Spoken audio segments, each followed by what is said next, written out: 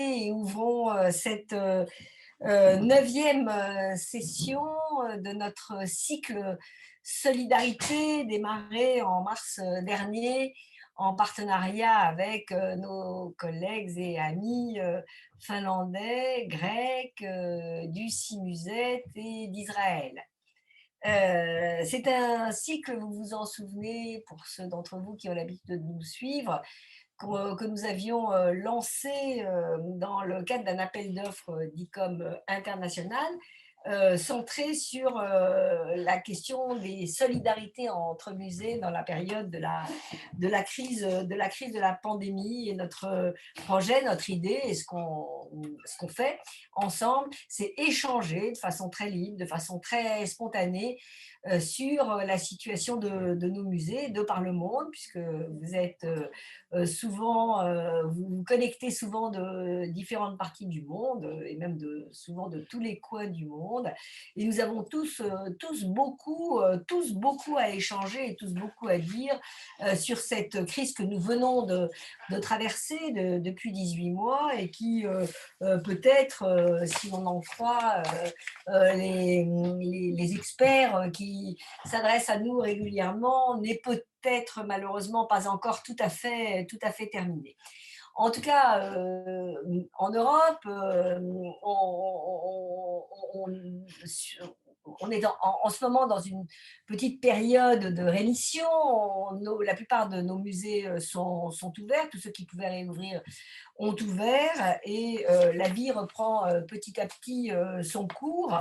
Et ce qui est intéressant, évidemment, pour nous, c'est d'essayer de saisir et de mesurer ce qui, dans tous ces longs mois de fermeture, de réflexion, de peur de ne pas pouvoir réouvrir, de perte de contact avec nos publics, de perte de moyens financiers, qu'est-ce qui au fond, a changé? Comment les musées se sont organisés pour surmonter cette crise, qu'ont fait leurs États. On posera la question à un autre moment qu'aujourd'hui, mais cette question méritera d'ailleurs bien évidemment d'être posée. On se réunit aujourd'hui juste quelques jours, oui, quelques jours, le lendemain de la parution, de la publication du 3e rapport d'ICOM International sur la situation des musées face à la pandémie. Rapport instructif, tout le monde peut le télécharger, c'est pour ça que je le mets à l'écran. Éventuellement, je mettrai le lien dans le chat tout à l'heure pour que vous soyez nombreux à pouvoir éventuellement le télécharger. C'est une mine d'enseignement, comme ça l'a été d'ailleurs tout au long de cette pandémie. Je vous invite à le regarder pour ouvrir cette séance aujourd'hui que nous consacrons finalement au lien avec nos publics et en particulier au lien avec nos publics les plus éloignés. Je suis allée directement regarder les résultats qui étaient proposés dans ce fameux rapport sur les nouvelles pratiques de recherche d'une meilleure accessibilité pour les publics. Alors, vous le lirez, tous les musées ont renforcé considérablement leur offre numérique. D'ailleurs, la plupart du temps, sans moyens supplémentaires, donc la capacité de maintenir cet essor à un niveau de progression encore accru est probablement une question qu'on se posera à la rentrée. Mais je suis allée regarder combien de musées, quels étaient les musées qui avaient tenté de renforcer leur accessibilité à cette occasion. Et on voit qu'il y a un très grand nombre de musées qui se sont posés qui ont pris comme principe de se mobiliser pendant la pandémie, peut-être même de profiter de leur fermeture pour accroître leur offre en matière d'accessibilité, puisque quand je regarde ce critère-là, on est à 37 plus 25, plus de 50% de musées qui font un effort particulier. Alors cette question, pourquoi la sommes-nous posée?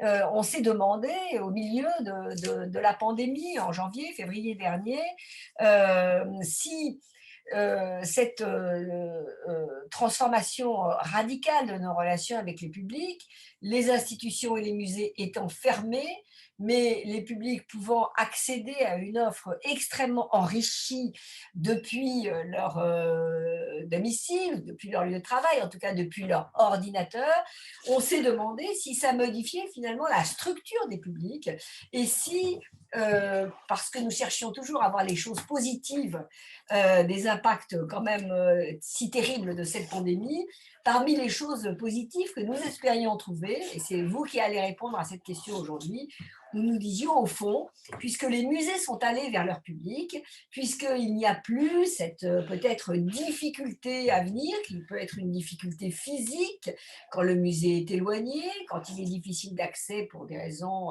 de mobilité, ou bien quand le musée est une institution trop impressionnante pour un certain nombre de publics qui n'osent pas venir au musée, qui pensent que c'est pas pour eux, donc qui subissent en quelque sorte un handicap social. Est-ce que le fait d'aller vers nos publics, vers nos visiteurs, jusque chez eux, avec les moyens numériques, est-ce que ça a été un effet que dans les musées, on s'est efforcé de, de- d'appréhender, de mesurer peut-être, mais en tout cas d'appréhender.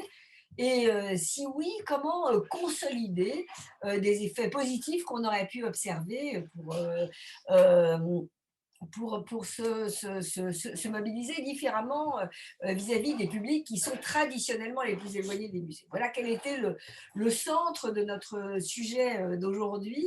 Et je remercie vivement tous ceux d'entre vous qui ont accepté d'intervenir sur ce sujet qui est important, qui est sensible, qui est délicat aussi à appréhender. On ne sait pas trop peut-être répondre à ces questions, mais vos expériences aux uns et aux autres, et vos expériences à vous dans le public, on est quand même 52 déjà à être connectés ensemble, donc on n'est pas si peu pour une séance de juillet. Vos expériences à toutes sont intéressantes, surtout dans cette perspective que nous avons mis au cœur de notre problématique avec ces cycles Zoom qui nous mettent tous ensemble, qui est de faire tous ensemble beaucoup mieux après le Covid qu'on ne faisait avant ou qu'on ne faisait pendant. Pour débattre aujourd'hui, nous avons 6 intervenants en réalité, venant de plusieurs régions du monde. On commencera par de Parisiennes, de Françaises, pardon pour ceux d'entre vous qui sont beaucoup plus éloignés, mais qui sont respectivement directrice adjointe des publics et du marketing du Centre Georges Pompidou à Paris, donc c'est vraiment très, très symbolique. Ensuite, nous passerons la parole à notre collègue Tania Veliscu. Je ne sais pas si elle est arrivée dans la salle, je n'ai pas vu Tania tout à l'heure, mais on va peut-être la voir dans quelques instants, qui est conservatrice au musée d'histoire du costume grec à Athènes. Merci à notre collègue grec d'être avec nous. Ensuite, nous passerons la parole à Marie-Laure Estigna, directrice du musée des arts et métiers à Paris. Puis nous passerons la parole à Beate Reffenstedt, qui est directrice du musée Ludwig à Koblenz en Allemagne et présidente d'ICOM Allemagne. Et c'est très intéressant évidemment d'avoir le témoignage de mon homologue pour moi, présidente d'ICOM Allemagne. ICOM Allemagne a fait aussi beaucoup de manifestations et de réunion de ces musées pour les épauler pendant toute cette période. Et ensuite, Leena Siponen, qui me pardonnera si je prononce mal son nom, responsable des archives photographiques du musée de la ville d'Espoo en Finlande. Merci Leena d'être avec nous. Je salue au passage notre amie d'Israël, qui est co-organisatrice de cette séquence, et peut-être que Cherki Damali se mettra avec nous. Je sais qu'il avait une autre réunion en même temps au titre des musées de sciences et de techniques. S'il n'est pas là, je sais qu'il réécoute toujours fidèlement nos réunions. peut-être sans plus attendre, maintenant que je crois que presque tous nos intervenants sont déjà autour de la table, je vais passer la parole à Selma et Aurélie. Selma Toprak-Denis, directrice adjointe des publics du Centre Georges Pompidou à Paris, et sa collègue Aurélie Jourde, responsable du pôle marketing du Centre Pompidou, pour nous dire, d'après ce que vous avez vécu de ces dernières périodes, que savez-vous des publics qui sont revenus vers vous quand vous avez rouvert, ou peut-être qui se manifestent à vous toujours sur les réseaux lorsque vous continuez d'avoir une offre numérique importante. Euh, Selma et Aurélie, la parole est à vous, disons pour une dizaine de minutes. Chacun d'entre vous parle une dizaine de minutes, ce qui laisse ensuite le temps d'avoir un peu de débat entre nous, mais surtout, je dis ça pour nos participants, utilisez l'espace, la zone de dialogue, le chat, pour poser vos questions ou pour donner des informations complémentaires. C'est très précieux, nous les gardons. Une chose encore, pardonnez-moi Selma et Aurélie de retarder votre prise de parole. Nos débats sont enregistrés, vous le savez.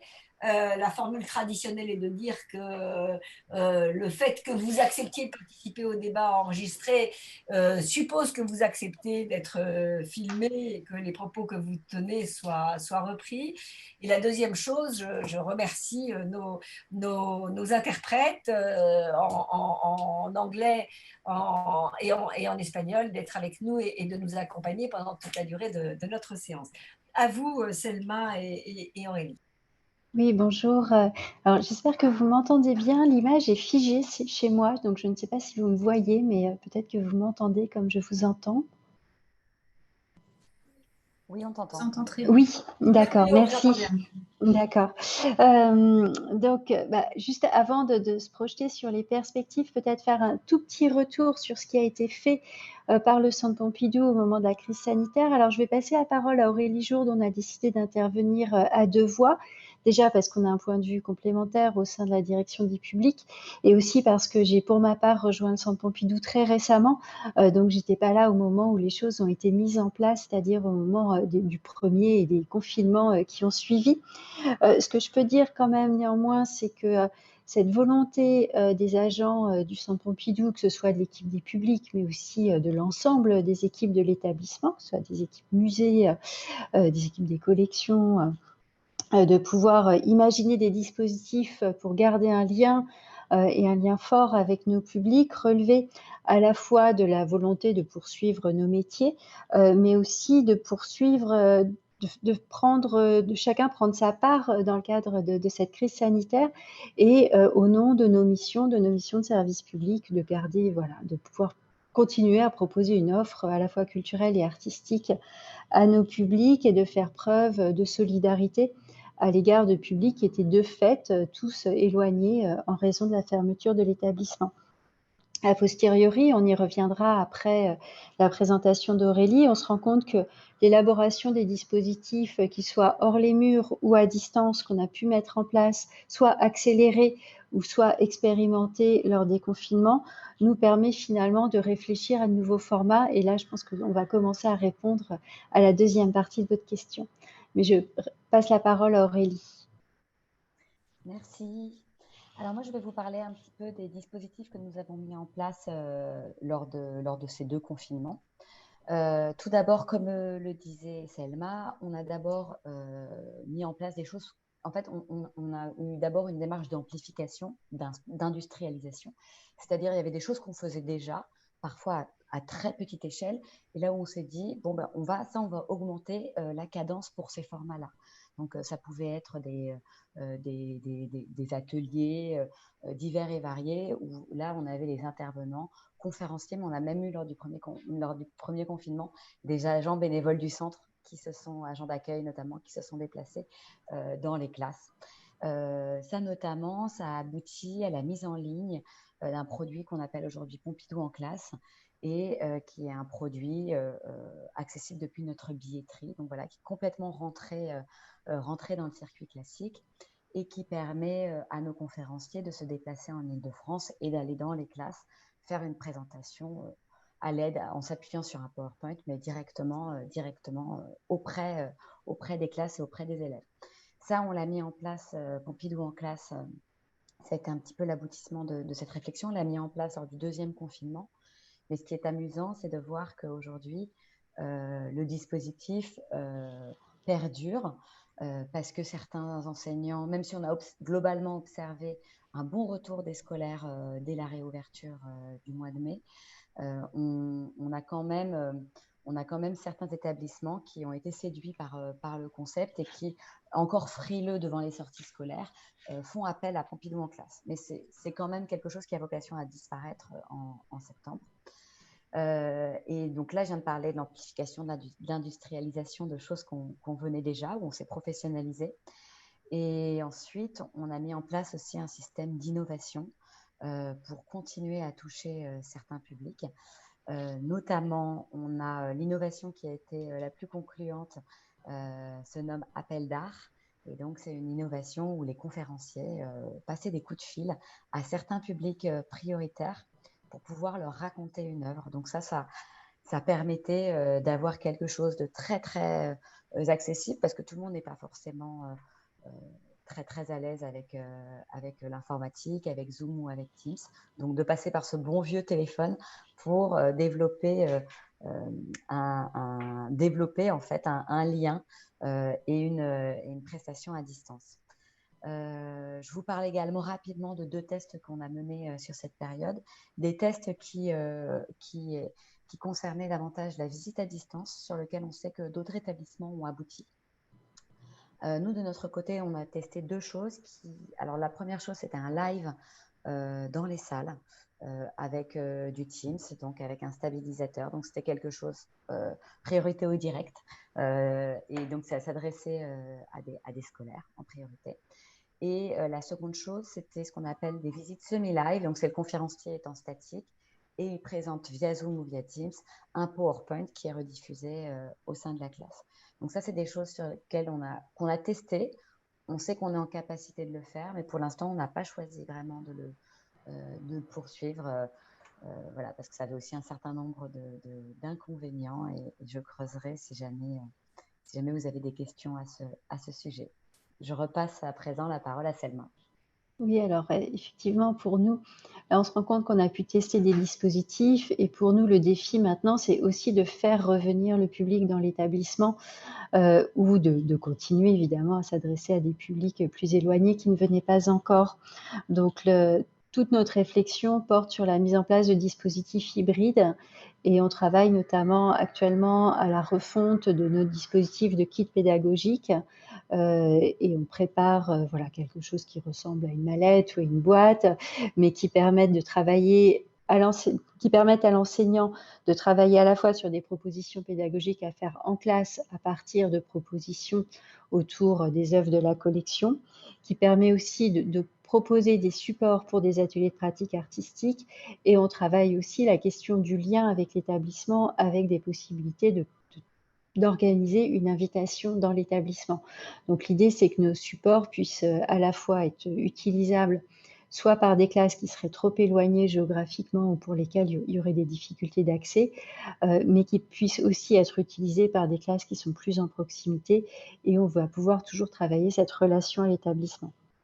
Donc voilà, tout l'enjeu pour nous, et j'imagine on sera content d'entendre nos collègues, c'est de travailler cette hybridation des propositions sur le à distance hors les murs et vers l'établissement. Voilà ce qu'on avait à vous dire rapidement. Alors, moi, j'ai cru lire une question qui nous vient de Melbourne. Ah oui. Voilà, donc je ne sais pas si on commence par y répondre dès maintenant ou… C'est un peu comme vous voulez.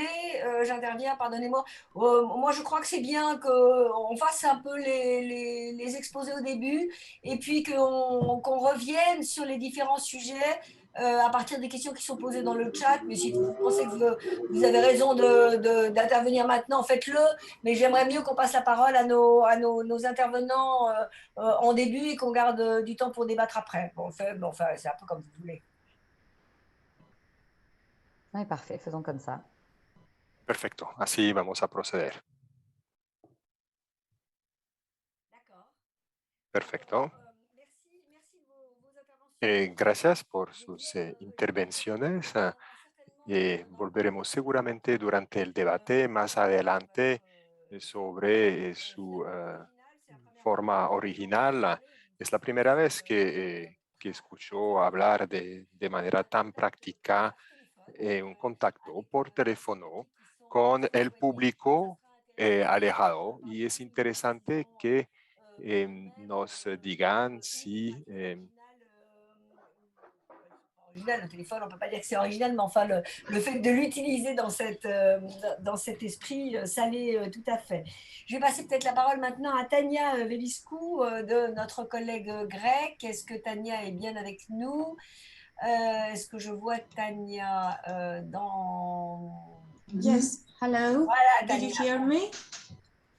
Voilà, bonjour Tania, vous êtes conservatrice au musée de l'histoire du costume grec à Athènes. Est-ce que je peux vous passer maintenant la parole pour nous dire un petit peu comment ce musée, qui est un petit musée avec peu de visiteurs, comment vous avez réussi à augmenter, puisque je crois que c'est ça qui s'est passé, comment vous avez réussi à augmenter le public durant la pandémie, et quels nouveaux liens vous avez réussi à construire avec vos publics. À vous la parole, Daniel. Good morning to everyone. Bonjour. Bonjour à toutes et à tous. Je suis très reconnaissante d'avoir été invitée à cette réunion comme représentante de notre musée de costumes à Athènes pour partager quelques expériences pendant cette pandémie. Nous sommes un petit musée situé à Athènes qui détient une collection de costumes grecs du 19e et 20e siècle.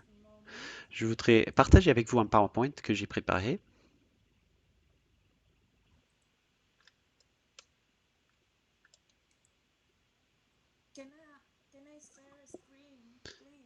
Est-ce que vous pourrez me donner la permission de partager mon écran, s'il vous plaît? Pour l'instant, c'est bloqué. C'est bon normalement. Ok, très bien, merci.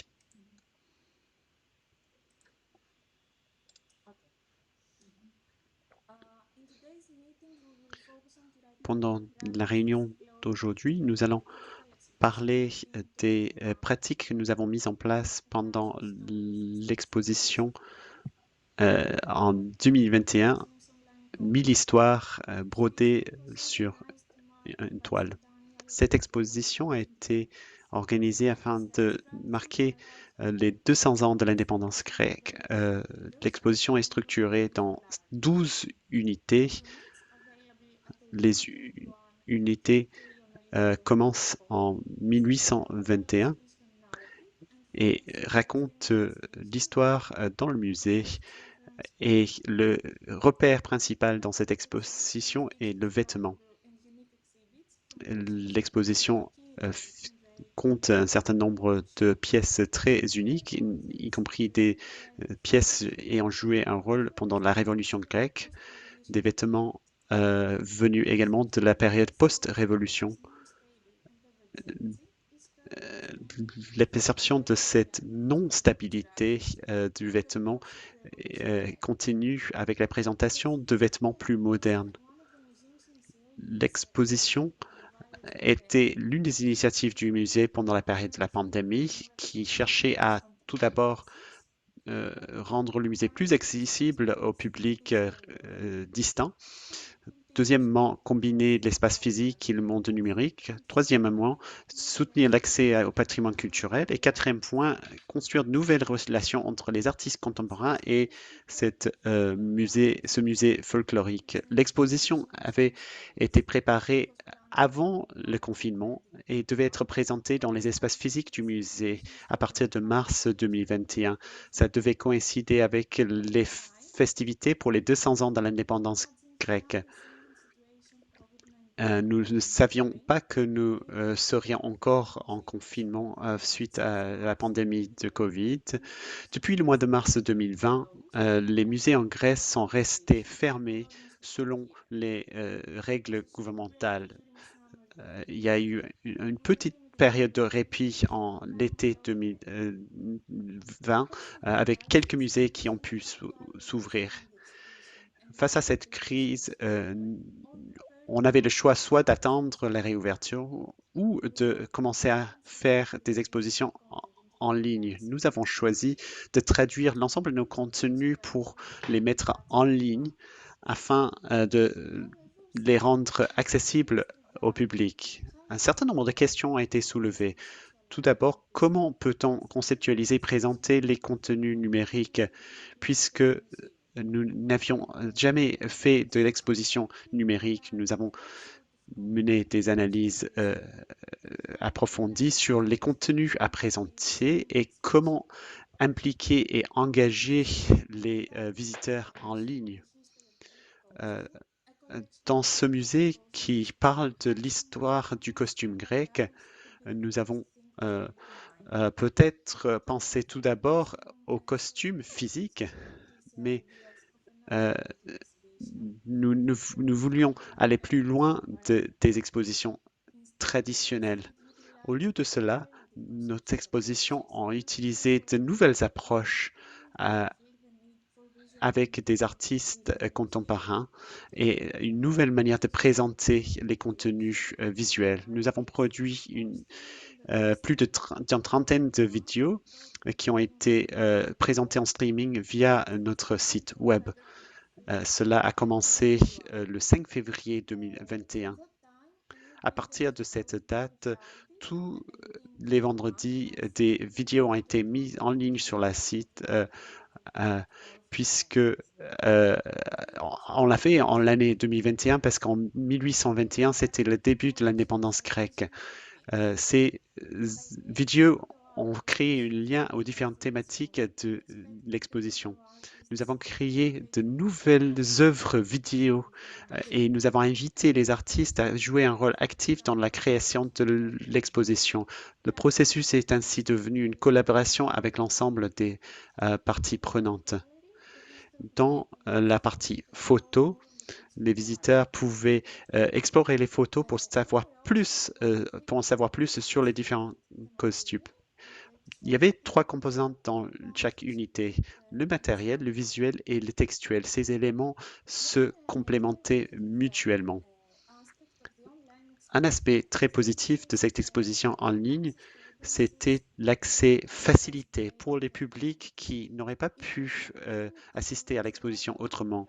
Cela nous a permis de toucher un public plus large puisque la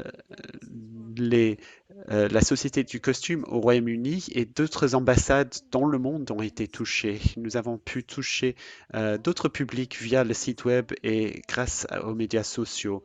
Le problème était de savoir comment créer des interactions sans avoir un espace physique. Pour ce faire, l'ensemble des contenus mis en ligne sur le site web ont été tout de suite mis en ligne également sur la page Facebook du musée pour tirer pleinement profit des outils des médias sociaux. Avant le confinement, nous avions un focus sur les expositions physiques. Nous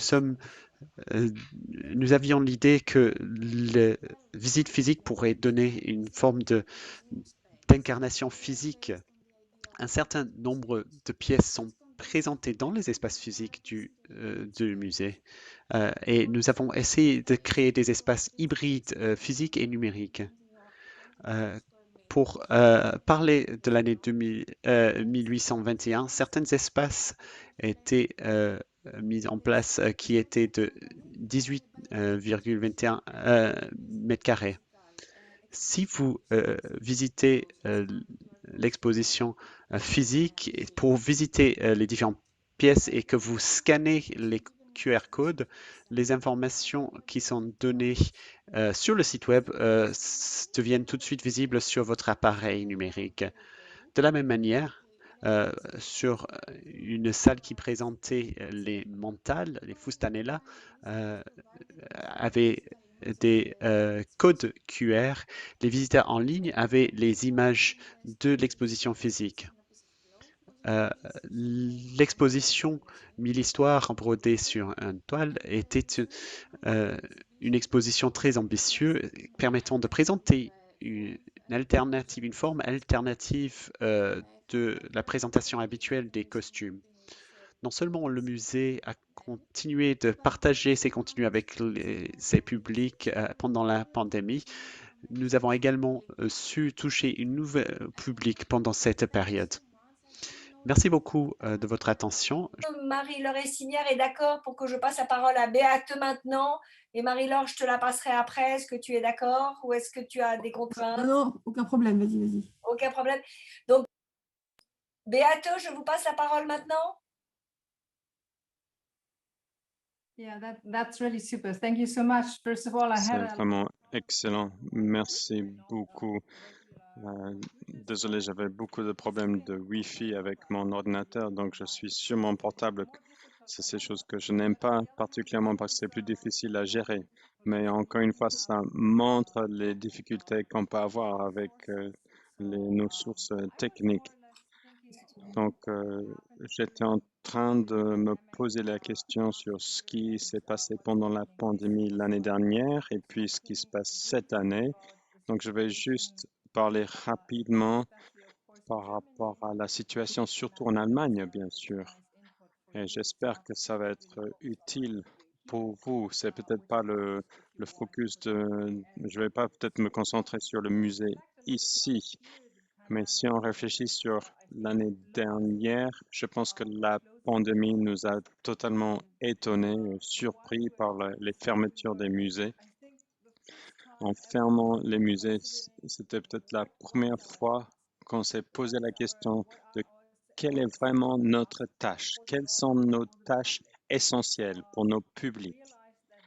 Parce que nous avons vu que faire fonctionner un musée, c'est pas juste pour nous, mais c'est pour nos publics.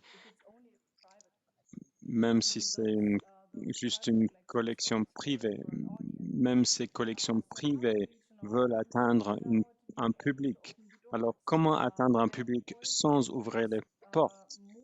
Et bien sûr, le premier mouvement, le premier développement à considérer, c'était d'élargir l'accès via des outils numériques. Mais la plupart d'entre nous, j'espère que je ne vous fais pas de mal en le disant, mais nous n'étions pas, pour la plupart, préparés, bien préparés. Je ne parle pas des grands musées qui étaient en train de développer ces outils déjà depuis un certain temps.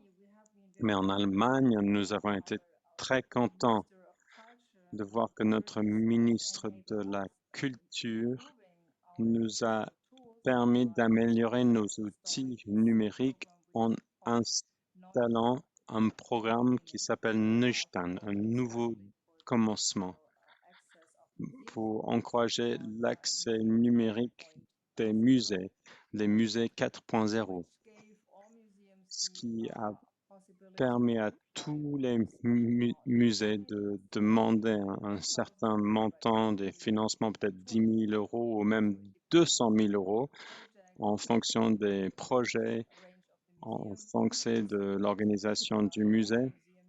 Et beaucoup de musées ont profité de ce type de soutien. Nous, au C, nous avons fait la demande et nous avons reçu cet argent. Donc, c'était vraiment un pas énorme d'avoir cette opportunité avec des outils financiers pour établir des programmes, par exemple des visites virtuelles ou des guides audio ou des nouvelles bases de données qui ont permis à beaucoup de musées à élargir leur portée et explorer ce qui est possible, ce qui peut être fait avec le public. Et ça a été vraiment une grande réussite pour beaucoup de musées. Je parlais avec beaucoup de commissaires et de directeurs de musées qui étaient vraiment très contents. Je ne dirais pas que c'est la solution totale pour gagner le public parce que si vous n'aviez pas un public avant, c'est assez difficile d'atteindre un public avec lequel on n'a pas eu le contact avant via les sites web, les réseaux sociaux, etc. Donc, pour juste engager un public à partir de rien, de ce moyen, c'est pas très facile. En même temps, je dirais qu'améliorer les outils numériques, même après l'ouverture cette année, je dirais cette année, en fin du printemps, nous avons commencé à ouvrir les musées et maintenant c'est plus facile pour nous de toucher et d'atteindre des publics physiques, mais aussi un public hybride, d'avoir ces visites numériques. Mais nous faisons par exemple des visites numériques, mais on peut nous contacter via streaming pour discuter avec les conservateurs pendant les visites, mais cela ne veut pas dire que c'est déjà la fin. La fin, c'est de réfléchir vraiment par rapport à la position des musées dans nos sociétés. Comment est-ce que nous pouvons vaincre la crise? J'ai toujours peur par rapport à ce qui va se passer en fin d'année quand les budgets vont être affichés. Je pense qu'on va avoir pas mal de réductions et de coupures au niveau des budgets. Je pense qu'on va voir des réductions de budget, et ce qui va nous forcer à aller plus dans le numérique. Mais le problème clé, l'enjeu clé, ça va être d'attirer le public avec les bons outils, avec le bon impact, avec les bons outils d'attraction pour atteindre les jeunes, mais aussi les plus âgés qui ont moins de compétences avec les outils numériques. Donc, il faut que ce soit vraiment simple pour accéder au musée via les outils numériques, mais notre focus clé doit être sur l'attraction de nos publics réguliers. Mais ça, c'est assez difficile maintenant parce qu'on a eu pas mal de restrictions. Jusqu'ici, ça a été difficile. La question, c'est quelle est la pertinence des musées? On parle beaucoup de pertinence aujourd'hui. Et je pense que c'est vraiment une question qu'on doit poser, mais qu'on doit répondre dans l'affirmatif, parce que je suis convaincu que les musées sont plus importants que jamais. C'est un lieu où on peut discuter avec les sociétés et ça nous permet aussi d'avoir un impact mondial avec ces outils numériques. Donc, c'est à peu près tout ce que j'aimerais dire. Je ne vois pas si je suis toujours en ligne, je me vois moi seulement. Je ne sais pas si vous m'entendez toujours. Juliette, vous m'entendez? On entend très bien, Béate, merci beaucoup. On entend très bien. Yes, you're welcome. Are there any questions? Est-ce qu'il y aurait des questions? On va jusqu'à quand, Béate, vous pouvez rester avec nous dans le débat? I'm very sorry, it's very bad. Only 5 minutes. Je suis vraiment désolé, mais je n'ai que 5 minutes. Je suis vraiment désolé, c'est vraiment dommage, mais c'est une conférence officielle et je suis obligé d'y participer. Non, mais on va donc s'éloigner de notre règle. Et s'il y a des questions qui sont posées à Beate, je vous propose de les poser maintenant, de façon à ce que Beate puisse répondre. Je ne sais pas si nous avons beaucoup d'autres collègues allemands dans la salle. J'ai vu qu'on avait Stéphanie Winzerit qui était là, qui peut-être pourra donner quelques informations sur la situation allemande. En attendant que les questions viennent, peut-être dans le chat ou levez la main si vous voulez poser des questions. Moi, je vous remercie vraiment, Beate, de cette intervention. Qui pose des choses vraiment, je crois, assez importantes. Vous dites le poids qu'a eu votre gouvernement, qui a aidé les musées allemands à développer une stratégie numérique. Je crois que ça, c'est une chose que ICOM, dans son enquête, souligne aussi l'importance des politiques publiques pour soutenir leur musée. Et j'en profite pour vous le dire, c'est le sujet de notre débat annuel, de notre grande journée professionnelle fin septembre. On l'a intitulé « De quelle politique culturelle les musées ont-ils besoin ?» J'espère que vous serez nombreux à suivre ces débats parce que c'est bien la question qu'on se pose aujourd'hui. La suite, Beate a fait part de sa peur. On voit bien ce qui a été fait, des choses positives, des musées qui ont su se saisir des moyens qu'on leur a donnés. Ensuite, l'avenir est très incertain et je crois que vous l'avez très bien souligné, même dans un grand pays comme l'Allemagne, il y a beaucoup d'interrogations sur l'avenir. Alors que dire des pays qui n'ont pas eu droit au soutien aussi intense de leurs États et de leur gouvernement? Je rebondis juste là-dessus pour lui dire, en attendant de voir si des questions apparaissent dans le chat. L'UNESCO souligne que quand on regarde les pays du continent africain, la fracture numérique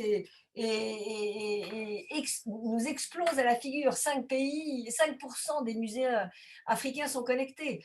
Alors que quand on parle d'Europe, d'Amérique du Nord, on est maintenant tous hyper connectés. Et je pense qu'il va falloir qu'on se pose cette question dans notre organisation internationale, de savoir comment nous pouvons rester unis et comment nous pouvons agir pour notre unité, sachant que ces fractures se sont en fait accrues, qu'on le veuille ou non.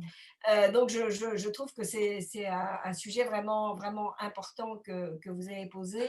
J'essaie de voir dans le chat, mais alors, moi j'ai un petit difficulté.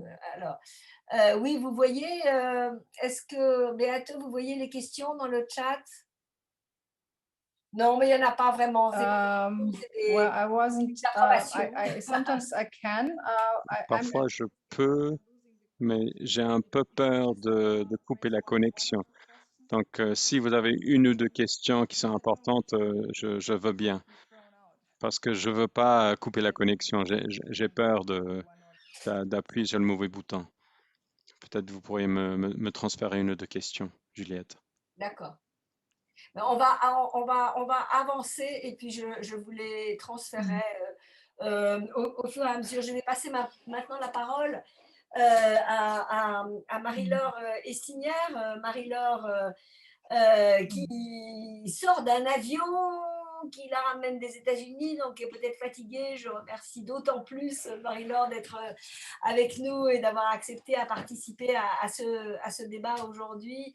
Je crois que c'était très important que tu acceptes d'être avec nous, Marie-Laure, aujourd'hui, parce que le musée français des arts et métiers, certains savent qu'il tient à mon cœur, mais ce n'est pas pour ces raisons que l'on t'invite, est un musée qui vient de réouvrir, en fait, un petit peu plus tard que d'autres. Et je crois qu'on peut vraiment dire que pendant toute cette pandémie, le musée des arts et métiers a été extrêmement pointu et inventif en matière de maintien du contact avec ses publics, et en particulier un de ses publics cibles mais c'est important pour tous les musées ici, que sont les publics scolaires. Et je crois qu'il y a eu une offre travaillée, réfléchie, structurée à l'égard en particulier des publics scolaires. C'est peut-être pas cela que tu vas raconter le plus intensément, Marie-Laure, mais ton témoignage sur ce sujet du maintien, voire de l'accroissement des contacts avec des publics distants ou peu habitués au musée. Nous attendons ce témoignage avec beaucoup d'intérêt. À toi la parole, Marie-Laure.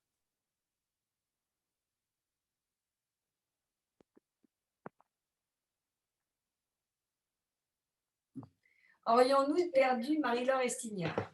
On ne vous entend pas, Marie-Laure. Non. Marie-Laure? Ah voilà. Tu prends la parole? On ne t'entend pas. On ne t'entend pas, Marie-Laure. Est-ce que tu peux prendre la parole? On n'entend pas. Non, toujours pas. On a un souci? Oui. On a un souci avec le micro de Marie-Laure Estignard? Est-ce que vous avez un casque de branché ou par hasard? Parce que là, On va essayer encore de se connecter, Marie-Laure.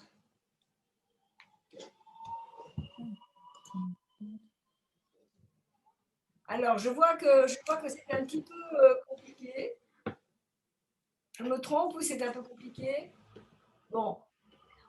Alors, je propose que Marie-Laure, tu révises ta collection et que nous passions du coup la parole maintenant à Leena Siponen, responsable des archives photographiques du musée de la ville d'Espoo en Finlande. Alors, est-ce que Leena est bien avec nous? Oui? Est-ce que vous m'entendez? Oui, moi je vous entends.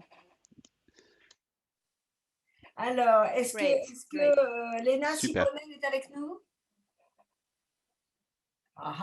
Thank you. Can I Ah share oui, the Merci. Merci. Est-ce que je peux... la parole. Merci. Est-ce que je peux partager mon écran, s'il vous plaît? Est-ce que vous pouvez me donner le droit de partager mon écran? Oui, c'est bon. All right. Oui. And you can see my show here. Est-ce Right? que vous voyez maintenant mes diapositives? Non, non. No? Okay. Let's see. On va voir ce qu'on peut faire. Partage d'écran. Et voilà. C'est bon. Parfait. Okay. And is it in this kind of a yeah, okay.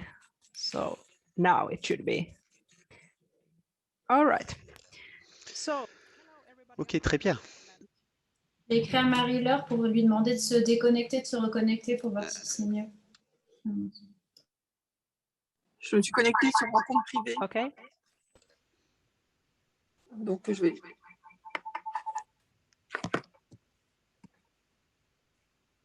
Just let me know. Dites-moi quand je pourrais commencer. Léna, vous pouvez parler? Vous pouvez faire votre exposé, s'il vous plaît? All right. So, hello, my name is Leena Sipponen. So, good afternoon. My name is Leena Siponen. I'm from Finland. Je m'appelle Léna. Je suis chargée des archives photographiques du musée Espoo City Museum.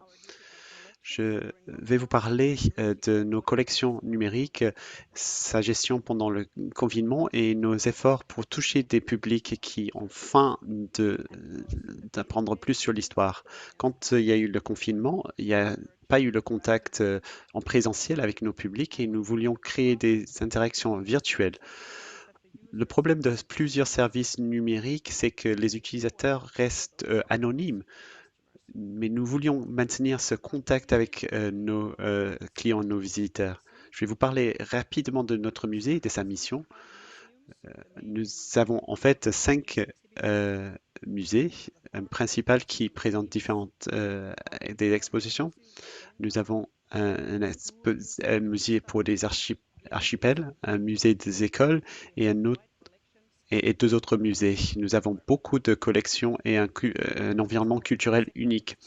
Espoo est la deuxième ville de Finlande, ayant un caractère très diversifié. Elle se trouve à côté de la capitale Helsinki.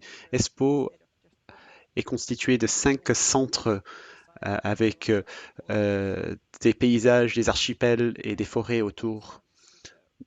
La ville s'identifie plutôt par quartier, plutôt d'avoir un seul centre. Les gens ont des racines dans leur quartier spécifique. Et c'est pour cela qu'en tant que musée de la ville, nous devons nous assurer de servir l'ensemble des populations de manière égale et raconter les histoires de chaque quartier. Et nous savons également qu'il y a des gens qui emménagent et qui arrivent dans notre ville de la Finlande et d'autres pays. Parler donc de l'histoire de la ville d'Espoo est quelque chose à mettre en place en interaction avec la population locale, peu importe leur durée de résidence dans notre ville. Au début donc des confinements, au mois de mars 2020, nous avons décidé d'investir dans les services en ligne, comme beaucoup de musées. Comme beaucoup d'autres musées, nous avons produit des musées et des collections virtuelles avec des guides de visite virtuels. Tout d'abord, c'était sur Internet qu'on pouvait visiter n'importe quel musée dans le monde. Pour nous, notre travail sur la collection consistait à augmenter nos collections numériques. Nous avons un portail en Finlande et là, vous êtes sur la page d'accueil de notre site web. Nous avons donc ce portail, lieu où les musées et les archives peuvent publier leurs collections. Il s'agit d'une source de données ouvertes, open data, avec des droits libres. C'est un peu comme l'outil Europeana pour ceux qui le connaissent. Ouvrir les collections numériques est une possibilité qui nous est ouverte par l'État de Finlande et nous avons reçu une subvention pour commencer à mettre nos collections en ligne, comme l'ont reçu beaucoup de musées. Nous avons reçu cette subvention à cause des pertes dues au confinement, mais on avait également la possibilité en temps normal de demander des financements de l'État pour ces initiatives. Notre musée a donc ce portail où nous publions des images et des documents issus de l'archive. Au printemps 2020, nous avons décidé quelles entités nous allions mettre en avant sur la page d'accueil.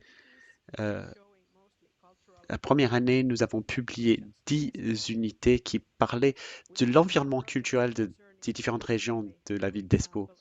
Nous avions des déceptions, bien sûr, des expositions que nous n'avions pas la possibilité d'ouvrir physiquement et nous avons su donc choisir certains sujets pour la publication en ligne. Selon les retours de notre public, les photos de chaque quartier étaient l'élément le plus populaire dans ce que nous avons publié. Il était possible de regarder les statistiques sur cet outil et nous avons été très heureux de voir que l'assistance à nos expositions explosait. En 2019, nous avions un peu plus de 66 000 visiteurs sur la page et ce chiffre a doublé en 2020. Il y a également un canal où les gens peuvent donner leur retour, corriger même le contenu des photos. Cela fonctionne très bien et cela permet d'avoir une idée de l'importance de ces photos et ces éléments pour le public. On peut également consulter les médias sociaux pour voir l'importance des choses mises en ligne. Voici une capture d'écran à partir de la page Facebook du musée. À chaque fois que nous publions une nouvelle pièce sur la page web, nous en parlons dans les médias sociaux et parfois sur notre newsletter. Nous passons principalement par Facebook, mais également nous sommes sur Instagram et Twitter. Voici un post publié sur notre Facebook en 2020. Nous avons publié des milliers de photos issues de la Fédération du logement Finlande. Et nous avons parlé sur la ville Tapiola, ville dite Garden City, avec beaucoup de jardins. Et cette exposition a touché un public record. Dans la ville des sports, beaucoup de quartiers ont leur propre groupe Facebook local. Il y a des groupes de partage de photos et un groupe pour l'ensemble de la ville également qui partage beaucoup d'informations locales sur le centre-ville ou sur les différents quartiers. Ces groupes ont permis d'abonder nos archives. Les gens ont posté des publications sur nos différentes photos avec beaucoup de souvenirs. C'est un peu le seul moyen de suivre le devenir de nos collections publiées sur le web. Quand nous publions en Finlande, il faut s'assurer que les droits des images permettent aux images d'être publiées. Nous n'avons pas la maîtrise des photos une fois qu'elles sont publiées. Parfois, en général, c'est une bonne chose, mais il faut savoir que le patrimoine culturel crée de nouveaux éléments de, de patrimoine. Voici une capture d'écran sur un groupe très actif sur Facebook qui s'appelle Leppävaran Kansalmuseum. C'est difficile à traduire, mais c'est le quartier de Leppävaran. Et en dessous des photos, il y avait toute une conversation, un dialogue sur le quartier et son histoire. Pour nous, il suffit de dire que nos collections ont permis de rendre la population locale heureuse pendant la pandémie et à l'avenir également. Nous travaillons également sur notre politique d'engagement des publics pour mieux prendre en compte nos publics en ligne. Il serait super d'avoir encore plus d'interactions avec nos publics en ligne et nous réfléchissons à de nouveaux moyens pour ce faire. Pour résumer, les contenus sur l'outil Fin ont permis des interactions avec le musée et les publics et les quartiers locaux. Les publications reçoivent beaucoup de commentaires et les photos sont partagées très largement sur les médias sociaux. Les photos historiques sur les différents quartiers de la ville ont beaucoup de sens pour la population et ces différentes collections en ligne peuvent toucher des publics partout dans le monde. Mais avec ce service, nous avons surtout su toucher un public local et nous avons augmenté les interactions avec ces populations. Merci beaucoup de votre attention. Si vous avez des questions ou des remarques, je serai très heureuse d'y répondre. Mon chef également, qui fait partie des participants aujourd'hui, pourrait également répondre à des questions. Merci. Merci beaucoup de votre présentation, Léna. On dit bien Léna, j'espère que je prononce bien le nom. C'était vraiment intéressant. Il y aura sûrement des questions à la fin. Je crois que Marie-Laure a résolu les problèmes de son. Donc, Marie-Laure... Vous m'entendez là? Je repasse, voilà, très bien. Bon, je suis désolée, du coup, je suis passée sur mon téléphone perso parce que mon ordinateur pro ne marchait pas.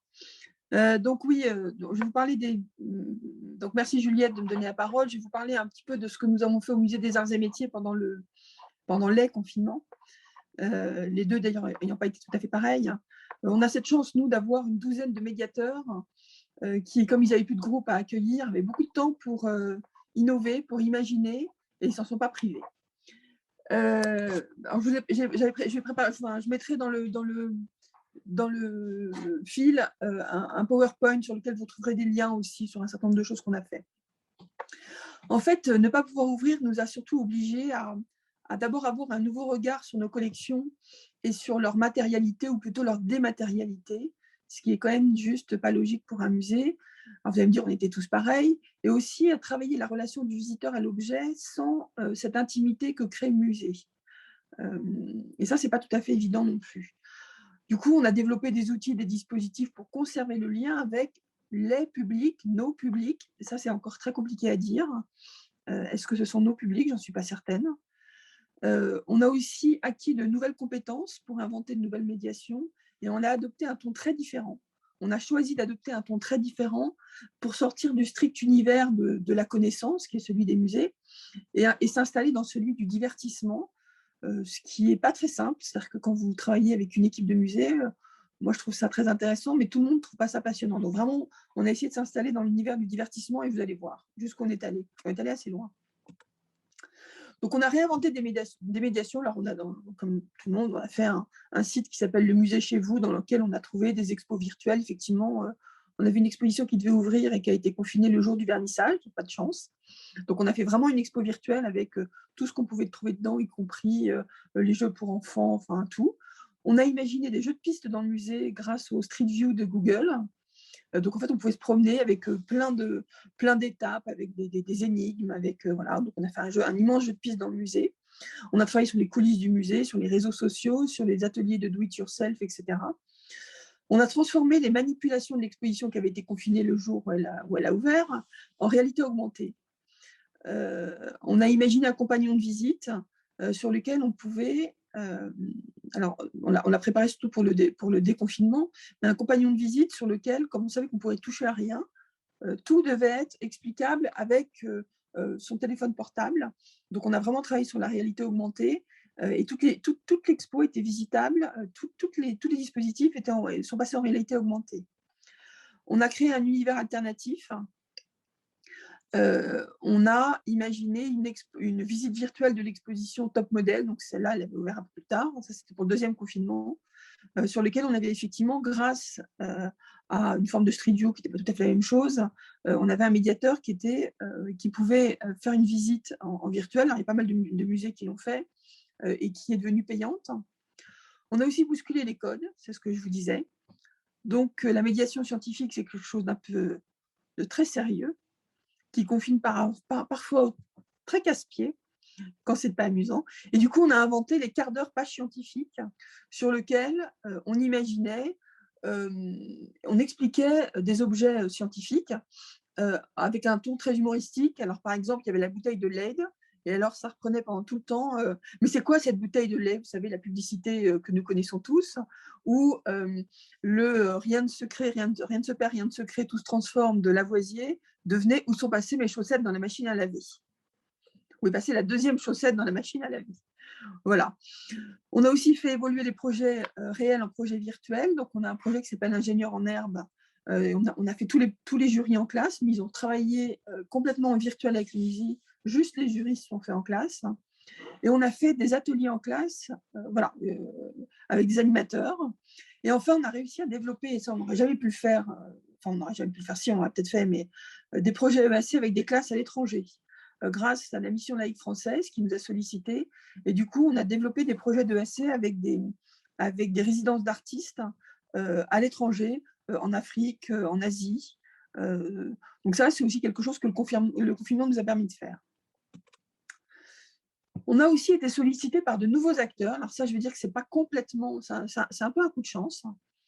Alors, on a notamment été sollicité, ça c'est assez rigolo, mais c'est assez important, par une influenceuse qui a un site qui s'appelle My Better Self et qui a fait sa bucket list. La bucket list, c'est les souhaits qu'elle voulait faire. Donc, elle avait fait 30 souhaits. Et parmi ces 30 souhaits, elle voulait passer une nuit au musée. Donc, effectivement, elle est venue. Je lui ai fait visiter le musée à 10h du soir. On a dormi au musée. Je vous promets, ce n'est pas du tout confortable. Moi, j'ai dormi, pour ceux qui connaissent le musée, sous le télégraphe de Chappe. Ce n'est pas du tout confortable. On a adopté un ton complètement décalé. Et effectivement, on a dormi au musée. On a touché un public de jeunes femmes, de jeunes filles, peut-être même, très néophytes, qui connaissaient absolument pas le musée. Et on a quand même fait 50 000 vues sur YouTube en une semaine, en 15 jours peut-être. Donc effectivement, ça nous a posé la question de nous dire, mais comment on travaille avec des influenceurs, avec des gens qui ne sont pas des gens du musée et qui sont en capacité d'apporter un nouveau public parce qu'eux ont une expertise que nous, on n'a pas forcément. On a, dans le même ordre d'idée, mais avec un autre public, on a travaillé avec Michael Lenay et Robin Jamet sur le Mériogone. Là encore, un public d'amateurs plus éclairés, avec pas mal de vues sur YouTube. Et on a eu la chance d'accueillir des concerts d'Arte, des concerts du Paris Music Festival. Alors, vous allez me dire, on en accueille tous. Nous, ils étaient retransmis à la télé. Ça encore, c'est une façon de parler du musée. On s'est rendu compte qu'on avait énormément de retours. Alors, le problème, c'est que, enfin, le problème, ces concerts ont eu lieu bien avant la réouverture, donc on ne sait pas comment ça se transforme, mais on voit qu'aujourd'hui, aller chercher des nouveaux acteurs, ça permet de développer un public qu'on ne connaît pas, qui est un public réellement très éloigné de celui du musée. Du coup, on s'est posé, aujourd'hui, la question, c'est qui sont nos nouveaux publics, ces publics éloignés. Donc, on les a classés en 3 catégories. Les publics qui ont été sanitairement éloignés, mais qui connaissaient déjà le chemin du musée, qu'il retrouvera. Le public qui était géographiquement éloigné, qui est pour la première fois pu rentrer au musée parce qu'il était fermé. Et finalement, ça a été une chance. Donc ça, c'est les publics étrangers. Voilà. Et un public non muséal qui a rencontré le musée par hasard. Aujourd'hui, il y a des questions qui restent en suspens. Alors, je pense qu'on les a tous un peu évoquées.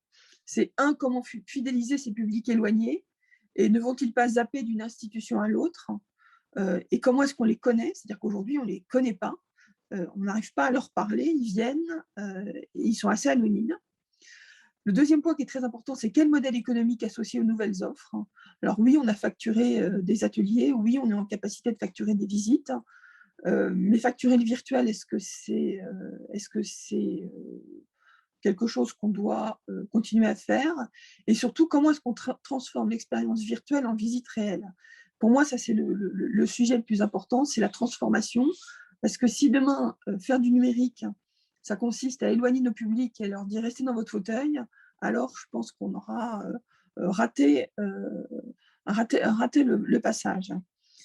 Le troisième point donc, que je vous ai dit, c'était comment travailler avec des influenceurs. Ça, je pense que c'est quelque chose qu'il faut qu'on développe vraiment. On voit qu'on a des gens qui sont capables de parler de nous et qui sont capables de faire venir chez nous un public qui n'est pas natif. Et enfin, quel est le rôle de l'objet ou de l'œuvre dans ces nouvelles médiations et que devient le rôle du musée dans la société, qui est aussi quelque chose d'important parce qu'on voit bien que se sont développées une chaîne de culture énormément. Enfin, les gens ont beaucoup regardé des reportages ou des docu-fictions sur l'art, sur l'histoire et sur les musées. Et comment est-ce qu'aujourd'hui on garde notre place dans un univers qui a beaucoup plus d'argent que nous, parce que nous, on a pas mal de gens qui sont venus tourner chez nous, c'est des gens qui ont beaucoup d'argent, nous, on en a très peu comparé à eux. Comment est-ce que, quel est le rôle du musée dans une société qui se digitalise? Aujourd'hui, la suite qu'on donne, c'est une suite en digital. L'expérience, on a fait un retour sur l'expérience au sein du musée. Donc, on est en train de développer un nouveau compagnon de visite numérique avec des dispositifs de réalité augmentée qui permettent de comprendre l'objet. Je pense que si on n'avait pas été confiné, on n'aurait pas développé cet outil aussi vite. On a développé des projets qui sortent de nos murs, comme ingénieur en herbe, mais aussi des projets internationaux. Et aujourd'hui, si on est capable de les faire hors les murs, c'est parce que le Figital existe. Aujourd'hui, l'éducation artistique et culturelle à l'international, c'est bien parce qu'on travaille avec des artistes qui sont en capacité de faire du Figital. Voilà. Et pour conclure, je dirais que moi, je n'ai qu'une seule certitude, alors c'est la mienne, j'espère que vous la partagez, mais je n'ai qu'une seule certitude, c'est que on a été confinés, et si on a réussi à rester au cœur de l'attention de nos publics, c'est parce que la médiation humaine est la seule qui soit en capacité de porter la médiation numérique. Voilà. Donc voilà un petit peu l'expérience qu'on a eue au musée, avec développer beaucoup de choses, mais beaucoup d'interrogations sur qui sont nos publics, comment est-ce qu'on les fait venir demain au musée et quel est l'avenir des musées dans un monde numérique. Voilà. Merci Marie-Laure, heureusement que tu as retrouvé ton son, parce que ça aurait été dommage d'être privé de ton témoignage et de tes questionnements qui, je crois, d'abord, on apportera, j'espère, à peu près tous la réponse positive que tu espères à la dernière question sur la médiation, sur la place de la médiation humaine. Tu as beaucoup insisté dans ton propos sur la chance qu'avait le Musée des Arts et Métiers d'avoir de nombreux médiateurs et la manière dont ça a été source d'innovation pour la médiation numérique. C'est une question que peut-être on va poser à tous nos intervenants et puis à tous les gens qui sont dans la salle. Je crois que c'est vraiment une première question qu'on pourrait poser. Médiation, on a compris une chose, je me permets de garder la parole 2 minutes, du nord au sud, de Finlande en Grèce, en passant par l'Allemagne et les musées français, bon, disons quand même en restant en Europe, on peut dire qu'on a tous les musées ont surfé sur la vague numérique.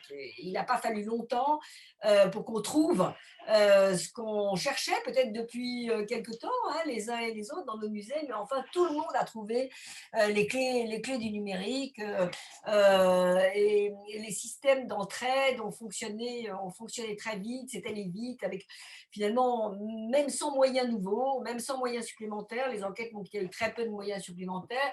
Beate nous dit que les musées allemands ont bénéficié de beaucoup d'aide pour cela, mais je ne suis pas sûre que ce soit vrai dans tous les pays. C'était certainement une grande opportunité, une grande chance, mais en tout cas, je crois que tout le monde a trouvé la clé du numérique. Je dis tout le monde dans nos mondes, hein, parce qu'encore une fois, nous avons peut-être dans la salle virtuelle aujourd'hui des amis du continent africain, on a les amis du continent asiatique. Je ne suis pas sûre qu'on puisse dire ça de toutes les parties du monde. Donc, je reviens sur ce que je disais tout à l'heure, il y a une question de fracture qu'il faudra bien qu'on se pose si on a en tête tous que les musées forment une communauté unie, notamment grâce et au travers de l'ICOM. Je ferme ma petite parenthèse, mais tu as posé, je trouve, en tout dernier moment, la question de la médiation humaine, pas de médiation numérique sans médiation humaine, dis-tu, et je crois que ça, c'est quelque chose qui est rassurant par rapport à cette autre question que tout le monde se pose, c'est-à-dire est-ce que le numérique, pouvoir visiter le musée depuis chez soi, ça va détourner le visiteur de se déplacer et de venir jusqu'à nous et jusqu'à la collection en vrai. C'est une première question que je voudrais qu'on se pose, celle de la médiation humaine dans vos différentes expériences que vous avez relatées, et peut-être les gens qui sont dans la salle aussi pourront nous en parler. Et puis je crois que ça vaut le coup, à l'invitation de Beate qui est partie mais nous a lancé le débat, et Klaus Stoppermann est là qui pourra peut-être prendre la parole derrière elle. Il y a cette question tout simplement de la place du musée. La place du musée dans un monde numérique, comme le dit Marie-Laure, mais je crois la place du musée tout court. En France, on a été très heurté par des mots maladroits prononcés en disant que c'était des fonctions non essentielles, les musées, par rapport à des commerces, etc. On a tous pris ça comme des offenses qui nous atteignaient presque personnellement. Quelle est la place du musée dans le monde futur? On ne va pas répondre à ça aujourd'hui, mais quand même, peut-être, certains d'entre vous ont eu l'occasion, dans cette période-là, de prendre un peu la mesure dans leur propre pays, et je voudrais bien vous interroger. Reprenons dans l'ordre, médiation humaine. Médiation humaine, si je reprends nos intervenants d'aujourd'hui, nos intervenantes, parce qu'il n'y avait que des femmes intervenant aujourd'hui. Les femmes sont nettement majoritaires dans le monde des musées. Ce n'est pas pareil partout, mais c'est le hasard qui fait que je constate cette féminité de nos intervenants. Si je posais la question à Selma et Aurélie du Centre Pompidou, la médiation humaine, quelle place a-t-elle occupé dans votre très, très importante expérience de recherche de public pendant cette période? Peut-être Aurélie, tu veux témoigner? Pas de problème. Et ben, elle a été essentielle, hein. Alors moi, je rejoins complètement ce que disait Marie-Laure, parce qu'en réalité, les dispositifs qu'on a exposés, que j'ai exposés tout à l'heure, c'était des dispositifs 100% humains. Certes, parfois, on faisait appel à de la technologie, mais c'était avant tout l'humain était au cœur en fait de ces dispositifs-là. Surtout quand on parle de public éloigné de la culture ou de public en situation de handicap, on ne peut pas juste se permettre de faire un dispositif numérique voilà, sans rien mettre derrière. Nous, par ailleurs, on a développé également pendant le confinement un certain nombre d'outils. On a développé avec Google une visite virtuelle. On a une expérience autour de Kandinsky, on a fait une visite virtuelle, Miro, etc. Mais ça, j'ai envie de dire, c'est des expériences qu'on a menées à bien pendant le confinement, qui ont très très bien fonctionné, mais qui ont fonctionné en fait pour le public du centre, c'est-à-dire le public qui nous connaissait déjà ou un public averti et qui fréquentait déjà d'autres musées. Quand on veut garder un lien avec un public qui a déjà peu l'habitude d'aller voir les musées, la médiation humaine, elle est indispensable. Indispensable. Merci de cette importante réponse. Tania Veliscu, pour la Grèce, vous sauriez nous donner votre avis sur la place de la médiation humaine dans vos dispositifs au Musée d'Histoire du Costume? Est-ce que Tania est toujours avec nous? Oui. Pour ma part, je trouve qu'il est très important cet aspect de médiation humaine, puisque ce n'est pas tous nos visiteurs qui sont capables d'utiliser les outils Internet. Nous ne voulons pas passer de côté des éléments physiques dans le musée. Il y a cette importance de la médiation et l'interaction avec les personnes, les visiteurs. C'est pour cela que nous avons cherché à développer des modèles d'exposition numérique et physique à la fois. Nous avons trouvé que c'était important de proposer le sens du physique grâce à l'exposition afin d'interagir avec notre public. Nous avons également cherché à partager l'ensemble de nos contenus en ligne via les médias sociaux parce que chacun peut partager ses réactions, ses remarques, ses réponses aux collections. Et cela a permis également de partager tous les contenus. Merci, merci beaucoup, Tania. Et Elena, pour la Finlande, est-ce que vous sauriez répondre à cette question sur la médiation, la place de la médiation humaine? Well, I'm not sure if I can. Je ne sais pas si je suis bien placé pour en parler. Ce n'est pas un aspect dont j'ai beaucoup parlé avec mes collègues. Mes collègues sont également présents dans la réunion et peut-être qu'elles seraient capables de mieux répondre à cette question. Je n'ai pas beaucoup réfléchi à la manière dont nos services ont pu, par exemple, toucher les publics atteints d'un handicap qui n'ont pas la capacité d'utiliser des dispositifs numériques. Moi, j'attends quand même la possibilité de revenir à la situation un peu plus normale pour que je puisse aller dans les écoles pour montrer les photos à un jeune public et en parler de vive voix en présentiel avec ce jeune public. On va voir peut-être si mes collègues sont présentes. Merci. Oui, je suis là, dit Rita. Est-ce que vous pourrez peut-être parler de cette question? Oui, je m'appelle Rita, je viens de Finlande. Nous avons pas beaucoup réfléchi à ce point.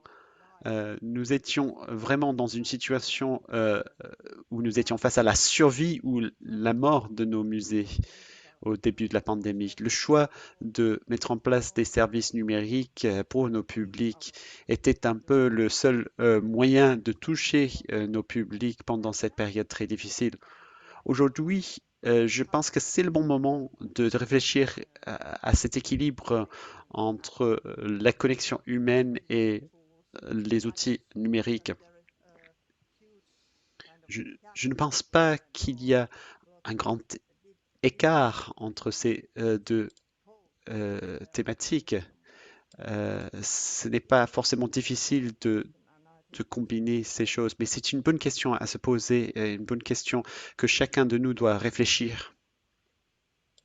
Merci Rita de répondre ainsi un peu au pied levé à cette question. Ensuite, dans vos présentations, vous avez été quelques-uns à aborder cette question, au fond, qui était bien compliquée, mais qu'on mettait dans le titre de notre séance d'aujourd'hui.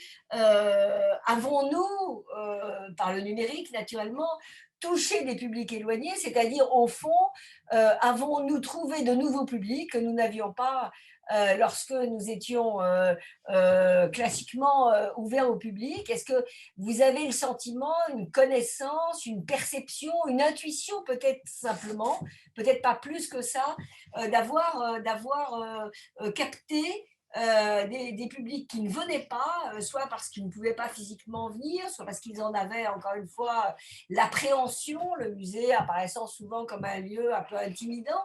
Est-ce que vous avez le sentiment d'avoir touché des publics éloignés, comme on les appelle, en tout cas en français?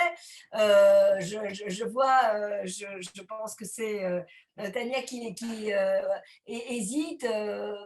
Est-ce que quelqu'un a envie de répondre à cette question? Est-ce que quelqu'un a une idée de ces nouveaux publics? Est-ce qu'on les a repérés, tout simplement? Peut-être quelquefois on les a repérés.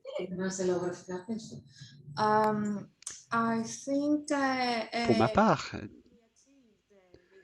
j'ai l'impression que nous avons atteint cet objectif. Nous avons pu utiliser l'outil Google Analytics qui a indiqué que l'exposition en ligne a touché un grand nombre de visiteurs.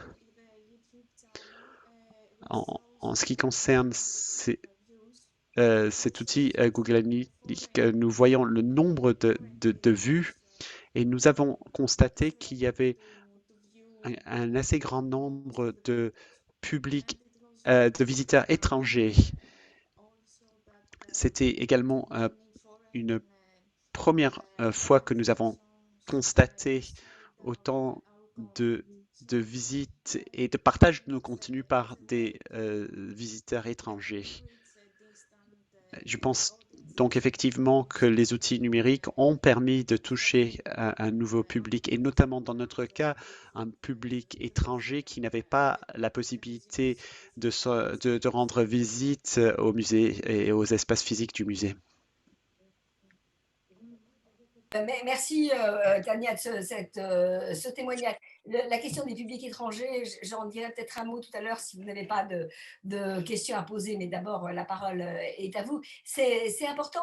Je poserai bien la même question. Alors je regarde un petit peu dans la salle qui je connais. Hein, tous les noms ne me sont pas familiers, mais il y a quelques personnes, notamment des collègues français qui pourraient peut-être donner leur point de vue là-dessus. Je vois, il y avait Émilie Girard tout à l'heure pour le MUSEM, ou peut-être Sophie Aran qui était là du musée Mania à Dijon, ou Anne-Nicolas du musée de la Poste. Est-ce que vous avez une connaissance, est-ce que vous avez réussi à repérer s'il y avait des nouveaux publics et lesquels?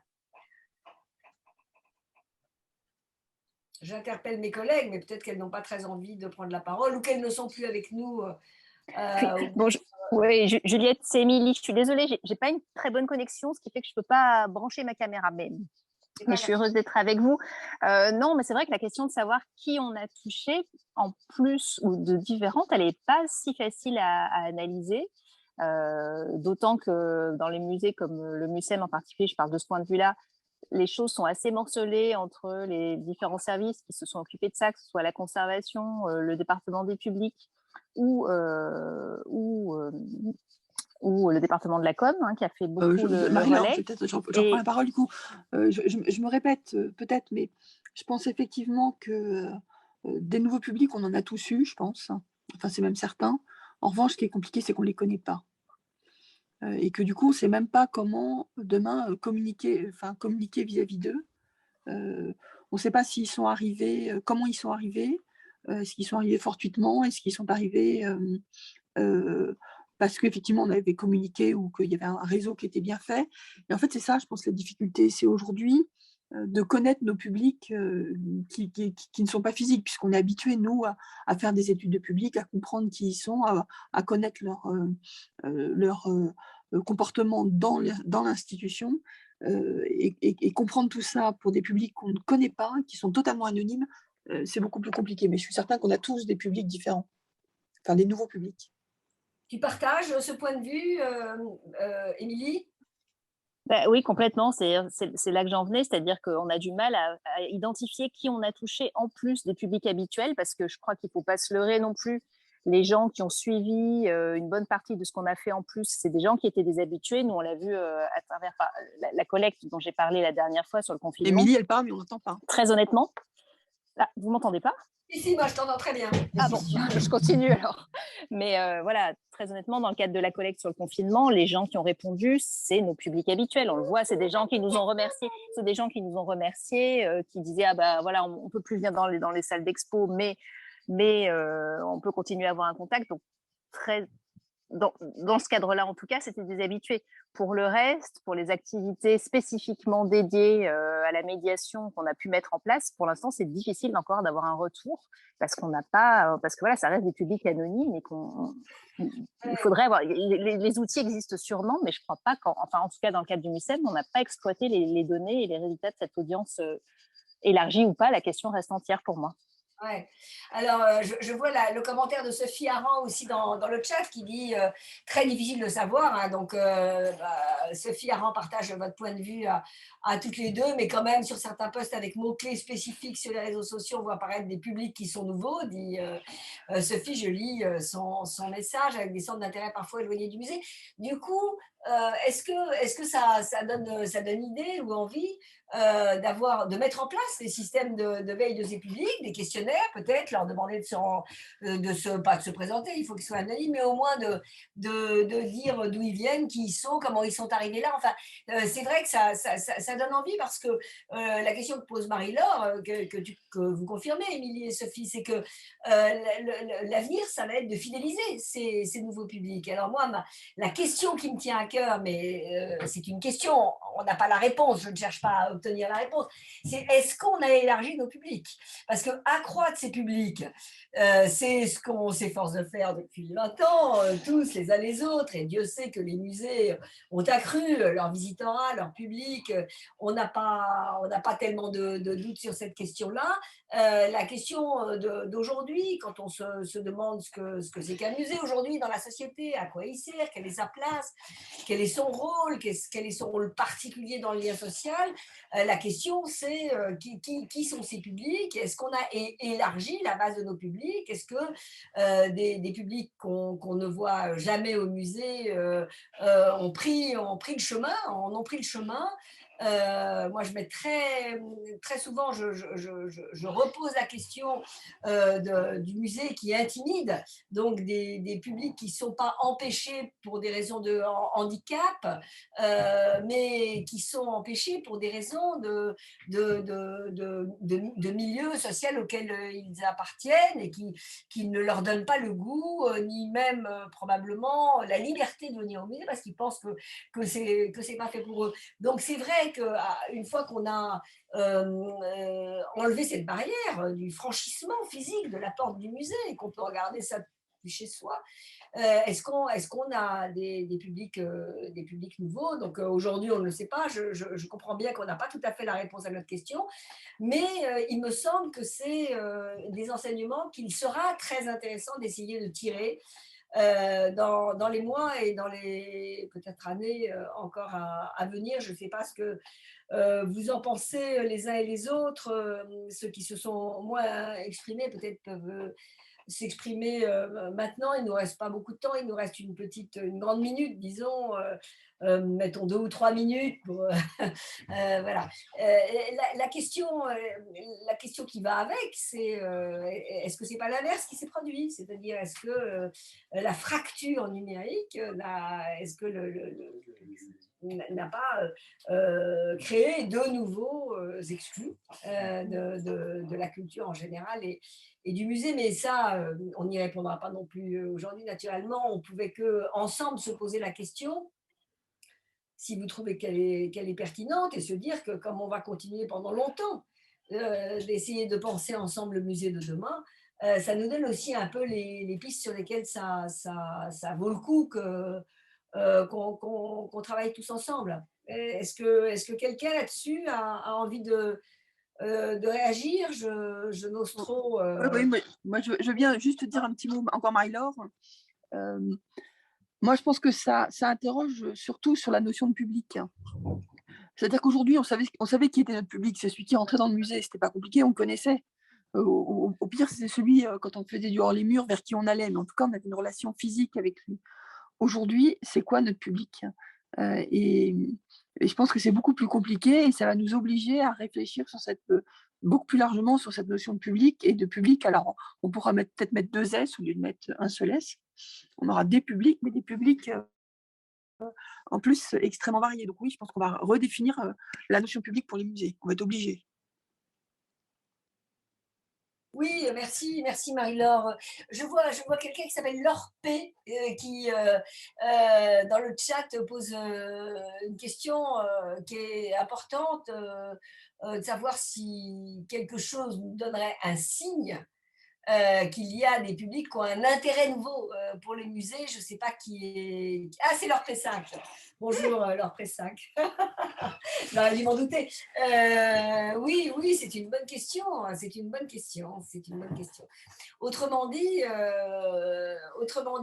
nous sommes-nous renouvelés, nous sommes-nous profondément renouvelés dans cette période où, dès les premiers jours, quasiment, nous nous sommes dit que le musée d'après ne serait pas ou ne devrait pas être le musée d'avant. Et quand on disait cela, il me semble que nous avions tous à cœur d'espérer que le musée d'après serait un musée plus accessible, moins élitiste, si on peut employer ce mot. Je ne sais pas comment les traducteurs le traduisent, mais je suis sûre qu'ils ont tout à fait le mot adapté pour cela.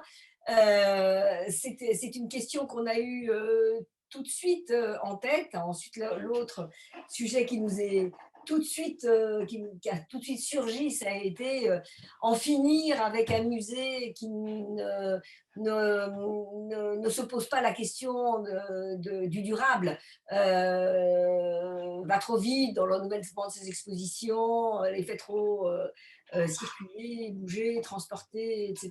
Mais c'est peut-être encore un peu un autre sujet. Mais cette question donc de l'ouverture, de l'accessibilité dans tous les sens du terme, elle nous est venue tout de suite, dans les 15 premiers jours des fermetures dans tous nos musées, et elle ne nous quitte pas. Et il faut peut-être vraiment maintenant que nous montrions à nos politiques, par exemple, à nos publics aussi, mais à nos politiques aussi, que nous savons en faire quelque chose. Il y a quelqu'un qui veut s'exprimer, alors Huawei, P10. Yes, I would like to, Allez-y. Présentez-vous I peut-être. would like to speak. Good evening. Oui, bonjour, j'aimerais bien parler. Est-ce que vous m'entendez bien? Oui, on entend bien, mais on aimerait que Oui. la personne se présente. All right. I am Gemma Cruz Je Araneta. m'appelle Gemma Cruz Veneta. Je viens des Philippines, de Manila. Notre musée national des beaux-arts, notre musée national d'anthropologie et de l'histoire naturelle sont devenus gratuits depuis la pandémie. Et nous avons vu que c'est le seul moyen d'attirer des personnes de tous les milieux sociaux. La plupart des personnes qui visitaient les musées avant la pandémie étaient des étudiants. Manila est une ville universitaire. Ces jeunes passaient beaucoup de temps au musée et devaient se mettre en file d'attente parce qu'ils en avaient autant. Et le week-end, c'est les familles, les grands-parents, les petits-enfants, les familles qui viennent et qui visitent les musées. Mais cela n'était pas le cas à l'époque où l'entrée au musée était payante. les musées sont sous la tutelle du gouvernement direct. Avant de décider la gratuité des musées, il y a eu un audit.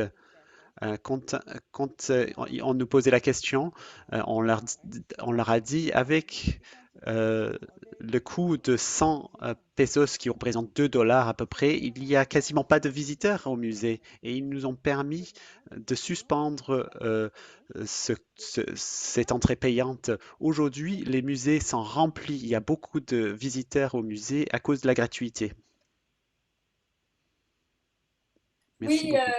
merci beaucoup, chers collègues des Philippines, de cette remarque qui est pertinente. Beaucoup de musées ont fait le choix d'être gratuits au moment de leur réouverture. Une manière aussi de rendre au public qui n'ont pas pu venir pendant des mois ce dont ils ont été privés. Et bien évidemment, on le sait tous, en France, on est bien placé aussi pour le savoir que la gratuité modifie largement la structuration, le nombre sans doute, et aussi la structuration des publics. On va malheureusement être obligé de s'arrêter. Il est un peu plus de 14h30 déjà, et beaucoup d'entre vous ont des réunions qui recommencent. On a déjà passé longtemps ensemble. Je vous remercie beaucoup parce que vous avez été fidèles pendant toute cette session. On a été à 80 pratiquement tout le temps. Même à la fin, on est encore quasiment entre 75 et 80. Et puis, je ne sais plus qui parlait tout à l'heure des publics étrangers. Je crois que c'est Tania qui avait parlé des visiteurs étrangers sur Internet. Ça n'est pas tout à fait le sujet, mais je peux dire aussi que nos débats sur Zoom ou sur une plateforme ou sur Teams qu'on a organisé très nombreux pendant toute cette période, un des effets est incontestablement, indubitablement, que les musées du monde entier, les professionnels du monde entier se sont retrouvés sur des plateformes. Aujourd'hui encore, je crois qu'on doit être 30% de participants en venant un peu de tous les coins du monde, et c'est notre jauge presque habituelle. Quand on était tout physique, c'était pas ça notre audience habituelle. En tout cas, nous, Icon France, certains musées bien sûr ne vivent pratiquement que de leur tourisme, mais certains musées, c'est loin, très très loin d'être la majorité des musées et les plus représentatifs, même si en chiffres ça peut être impressionnant quand on parle du Louvre par exemple, naturellement. Donc moi je voulais saluer tout le monde. Si certains d'entre vous veulent rajouter des choses dans le chat, allez-y. Tout ça, vous pouvez le réécouter demain, à partir de demain, sur notre chaîne YouTube. Et puis on fait une synthèse qu'on s'est engagé à publier à l'automne. Donc vous retrouverez tout ça. Merci à tous, vraiment. Je trouve que ces discussions sont de plus en plus spontanées et intéressantes. Et vous êtes nombreux à venir très, très simplement donner votre expérience, à répondre à nos invitations, et c'est vraiment précieux comme tout. Notre prochaine réunion sera le 7 septembre. On a finalement annulé celle du mois d'août à la demande de pas mal de musées de notre partie du monde, de l'hémisphère nord, où on a dit que tout le monde était en vacances, donc ça ne valait pas le coup de se retrouver. Pardon pour nos amis de l'hémisphère sud qui ne sont pas en vacances pendant ces périodes de juillet et d'août, de les priver de nos débats, mais ça n'est que partie remise. Et nous essaierons de parler, on a appelé ça du territoire au mondial, comment cette période nous a tous reliés finalement les uns aux autres, comme je le disais à l'instant, dans le monde entier. Les barrières physiques des musées ont sauté, mais les barrières des frontières aussi, puisqu'on est tous ensemble, comme aujourd'hui sur notre réseau. Merci à nos intervenants. Merci vraiment à tous les participants. C'est formidable vos témoignages. Je remercie Philippe, Teresa et Didier, nos interprètes, qui ont, comme d'habitude, fait un travail tout à fait remarquable et vous permettent, chers collègues du bout du monde, et John, pardon, chers collègues du bout du monde, oui, je ne voyais pas John qui vient apparaître, pardonnez-moi, c'est notre marque de fabrique hein, d'avoir décidé que tous nos débats, même les plus spontanés comme cela, seraient interprétés pour permettre au maximum de membres, de professionnels du musée, de membres d'ICOM d'y participer parce que nous pensons que notre organisation doit faire cet effort et ne pas ménager son effort pour que tous ses membres puissent avoir accès à une même information, surtout quand elle vient de gens aussi importants que vous et qui apportent des témoignages aussi précieux que les vôtres. Il ne faut pas se les réserver. Entre quelques personnes. Il faut que la plupart des membres de l'ICOM puissent les partager, les repartager après coup s'ils n'ont pas pu nous suivre en direct. Donc, merci particulièrement à nos interprètes et merci à vous tous.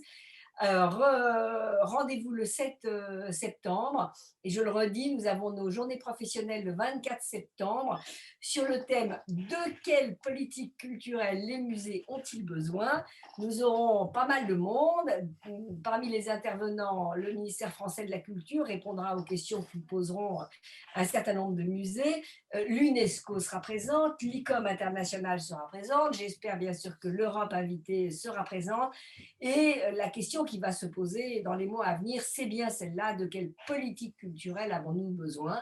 On a besoin d'argent, on est bien tous d'accord, mais on n'a pas besoin que d'argent, on a aussi besoin d'une politique, on a besoin de donner du sens à l'action. Et voilà la question que nous allons poser. J'espère que vous serez très nombreux, chers collègues de l'ICOM, à vous connecter sur cette plateforme. Ce sera physiqué sur plateforme et vous serez tous invités à vous connecter.